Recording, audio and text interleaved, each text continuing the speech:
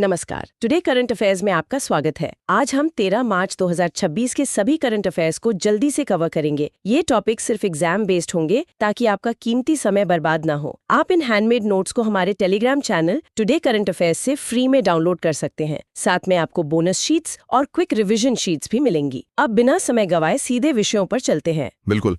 तो सबसे पहले आज के एग्जाम अलर्ट का एक ओवरव्यू ले लेते हैं। आज के टॉपिक्स एग्जाम पर्सपेक्टिव से काफी डाइवर्स हैं। जी, जैसे इकोनॉमी में हमारे पास आरबीआई का रेपो रेट है जो 5.25% पर बरकरार है और आईआईपी ग्रोथ 4.8% आई है। और वही अगर हम जियोपॉलिटिक्स देखें तो 1.3 लाख भारतीयों की वापसी का एक बड़ा इवैक्यूएशन डेटा भी चर्चा में है। और हाँ, आईएसआरओ और एम्स के बीच जो स्पेस मेडिसिन पर नया समझौता हुआ है वो भी लिस्ट में है। बिल्कुल। और डीआरडीओ का LRSHM हाइपरसोनिक मिसाइल टेस्ट भी शामिल है। तो सबसे पहले हम आरबीआई और बैंकिंग अपडेट्स को डिटेल में देखते हैं। आरबीआई की जो एमपीसी है यानी मॉनेटरी पॉलिसी कमेटी, उन्होंने रीपो रेट को 5.25% पर ही स्थिर रखा है। और उनका जो रुख है, मतलब जो स्टांस है, वो अभी भी न्यूट्रल बना हुआ है। सही कहा। इसके साथ ही फाइनेंशियल ईयर 2026 के लिए रिटेल इन्फ्लेशन 2.1% और H1 FY27 के लिए जीडीपी ग्रोथ 7% का अनुमान लगाया गया है। इन सब के अलावा सेबी का एक बड़ा अपडेट है। उन्होंने म्यूचुअल फंड्स को इंट्राडे बोरोइंग की अनुमति दे दी है।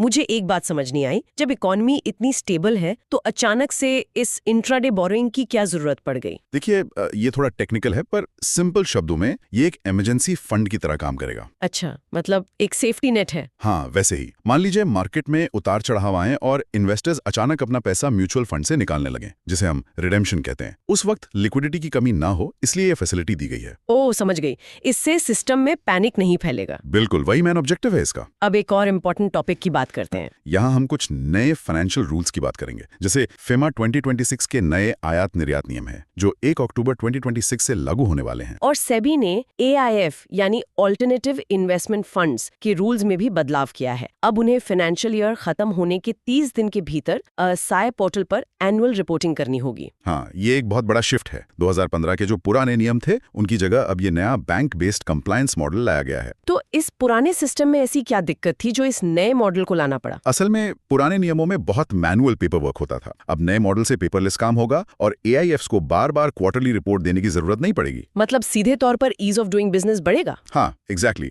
बिजनेस ऑपरेशंस काफी आसान हो जाएंगे। ये था एक इम्पोर्टेंट अपडेट। अब आगे चलते हैं। अब हम थोड़ा इकोनॉमिक डेटा की तरफ देखते हैं। जनवरी 2026 का जो IIP डेटा है, उसमें ओवरऑल ग्रोथ 4.8% आई है। अगर हम इसको सेक्टर वाइज ब्रेक करें तो इलेक्ट्रिसिटी में 5.1% और मैन्युफैक्चरिंग में 4.8% की ग्रोथ दिखी है। और एक बहुत बड़ी छलांग इंफ्रा गुड्स में आई है, जो कि 13.7% की है। लेकिन यहाँ एक नेगेटिव आंकड़ा भी है।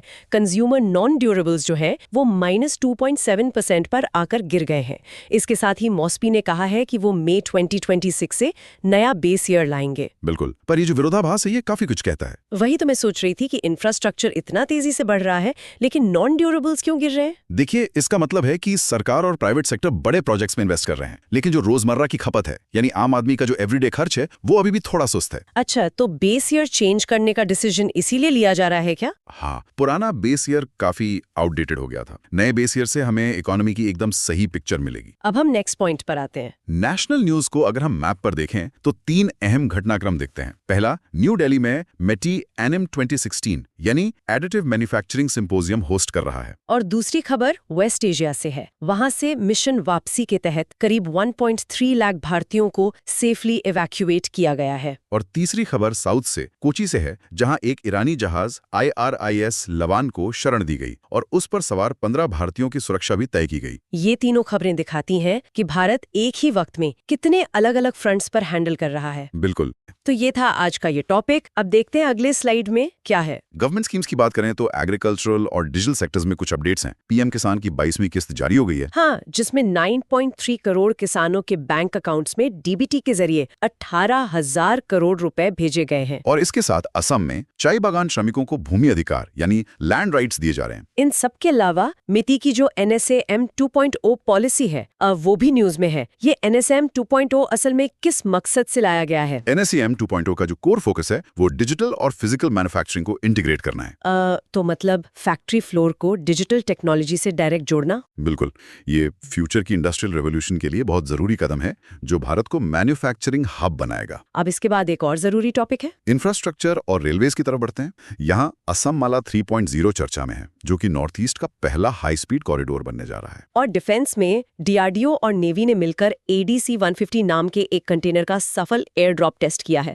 इसको P-8I एयरक्राफ्ट से गिराया गया था। हाँ, और इसकी पेलोड कैपेसिटी 150 kg है। तो समुंदर में हवा से 150 kg का पेलोड गिराने से मतलब स्ट्रेटेजिकली क्या फायदा होगा? इसका बहुत बड़ा सामरिक महत्व है। अब डीप सी में नेवी के जहाजों को मेडिकल सपोर्ट या लॉजिस्टिक सप्लाई देने के लिए बंदरगाह लौटने की जरूरत नहीं होगी। वाह, मतलब हवा से सीधे आत्मनिर्भर सपोर्ट मिल जाएगा। इससे तो नेवी की रीच काफी बढ़ जाएगी। बिल्कुल, उनका ऑपरेशनल टाइम बचेगा और वो लंबे समय तक समुद्र में डिप्लॉय रह सकेंगे। चलते हैं अगले इंपॉर्टेंट पॉइंट की तरफ। स्टेट न्यूज पर आते हैं, जहां अलग अलग राज्यों से कुछ इंटरेस्टिंग अपडेट्स हैं। आसाम का जो जोहा राइस है उसे GI टैग मिलने के बाद अब UK और इटली को एक्सपोर्ट किया जा रहा है। इसके अलावा आसाम में ही चाय बागान श्रमिकों के कल्याण की योजनाएं लागू हैं। वहीं न्यू दिल्ली में नाम्स 2026 आयोजित हुआ। और केरला की बात करें तो कोची में वो ईरानी जहाज वाली घटना हुई। साथ ही महाराष्ट्र में RBI ने नंदुरा अर्बन कोऑपरेटिव बैंक पर जुर्माना लगाया है। अब आगे बढ़ते हैं। ग्लोबल समिट्स में दो अहम बैठकें चर्चा का विषय हैं। पहली है इंडिया लिथुआनिया की 10th फॉरेन ऑफिस कंसल्टेशंस यानी FOC। ये मीटिंग विल्नियस में हुई और इसमें MEA के सेक्रेटरी CB जॉर्ज ने भारतीय पक्ष का नेतृत्व किया। और दूसरी बैठक थी NXT 2026। हाँ, जो न्यू दिल्ली में आयोजित हुई और इसका उद्घाटन लोकसभा के स्पीकर ने किया। ये जो NXT 2026 है,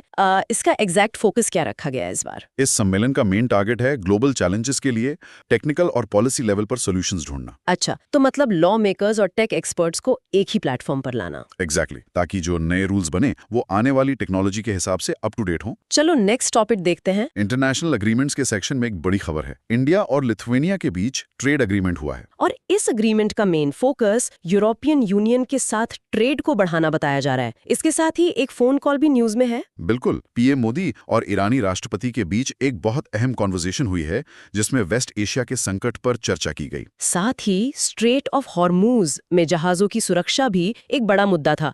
ये स्ट्रेट ऑफ हॉर्मूज पर इतना फोकस क्यों है? देखिए, straight of Hormuz global oil supply का सबसे बड़ा चोक पॉइंट है। दुनिया भर का तेल यहीं से निकलता है।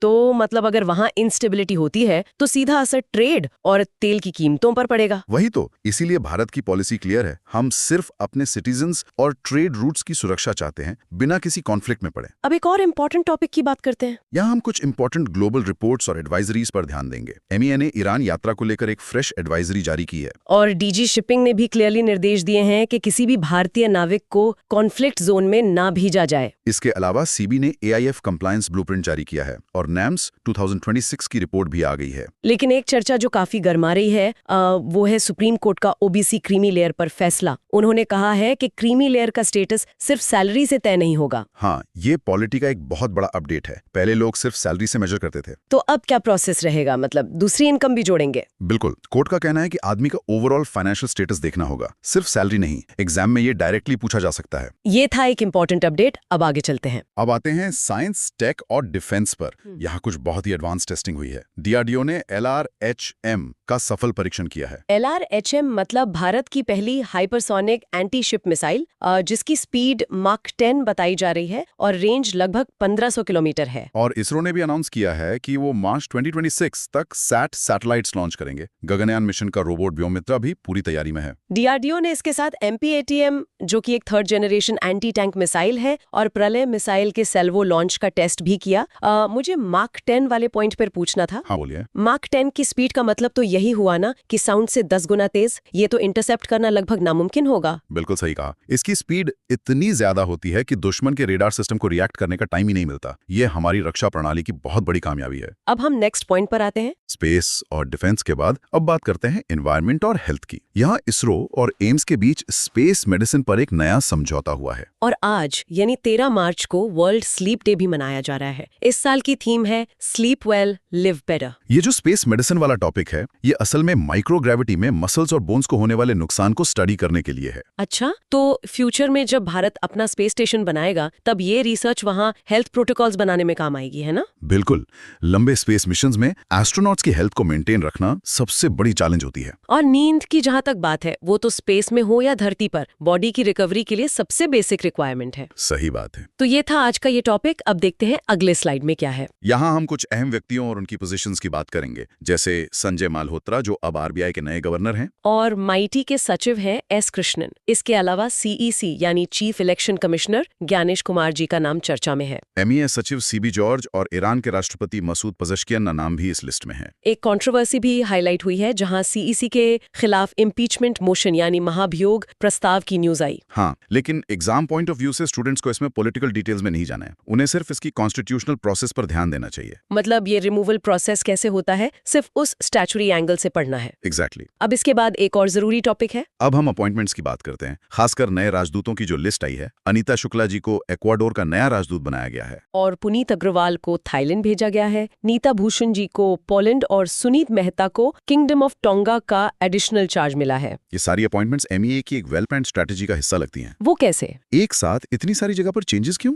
क्योंकि अलग अलग जोन्स में जैसे यूरोप, साउथ अमेरिका और एशिया में भारत अपनी कूटनीति को और स्ट्रांग करना चाहता है। ओह, तो इससे ग्लोबल फुटप्रिंट में एक बैलेंस आएगा। बिल्कुल सही। चलते हैं अगले इंपॉर्टेंट पॉइंट की तरफ। अब थोड़ा पॉजिटिव और गर्व वाला मोमेंट देखते हैं, अवार्ड्स और ऑनर्स का। न्यू दिल्ली में जो world para athletics grand pre चल रहा है, उसमें भारत ने दूसरे ही दिन 12 गोल्ड मेडल्स जीत लिए हैं। वाह। और एग्रीकल्चर में असम के जोहा राइस को एक्सपोर्ट सम्मान मिला है। डीआरडीओ को हाइपरसोनिक टेक्नोलॉजी पर काम करने के लिए टेक्निकल एक्सीलेंस का अवार्ड भी दिया गया है। और एक कूटनीतिक आभार भी मिला है हमें। ईरान ने IRS लवान जहाज की मदद के लिए भारत को ऑफिशियली धन्यवाद दिया है। देखिए, अब अगर आप इन चारों पॉइंट्स को जोड़ें तो हम स्पोर्ट्स, एग्रीकल्चर, डिफेंस और डिप्लोमेसी हर फील्ड में टॉप पर हैं। बिल्कुल, ये हमारी सॉफ्ट पावर और हार्ड पावर का एक बहुत ही परफेक्ट कॉम्बिनेशन है। अब आगे बढ़ते हैं। सॉरी, मैं ही बोलती हूँ, अब आगे बढ़ते हैं। हाँ, स्पोर्ट्स न्यूज की स्लाइड पर आते हैं। पैरा ग्रैंड प्री में सुमित अंतिल और मारियप्पन थंगावेलु जैसे स्टार एथलीट्स ने काफी अच्छा परफॉर्म किया है। जी, और ट्रैक एंड फील्ड इवेंट्स में तो भारतीय खिलाड़ियों ने कंप्लीटली क्लीन स्वीप कर दिया है। दूसरी तरफ क्रिकेट में बीसीसीआई ने 2026 T20 वर्ल्ड कप के लिए अपनी तैयारियां शुरू कर दी हैं, जिसमें हमारी टीम डिफेंडिंग चैंपियन के तौर पर उतरेगी।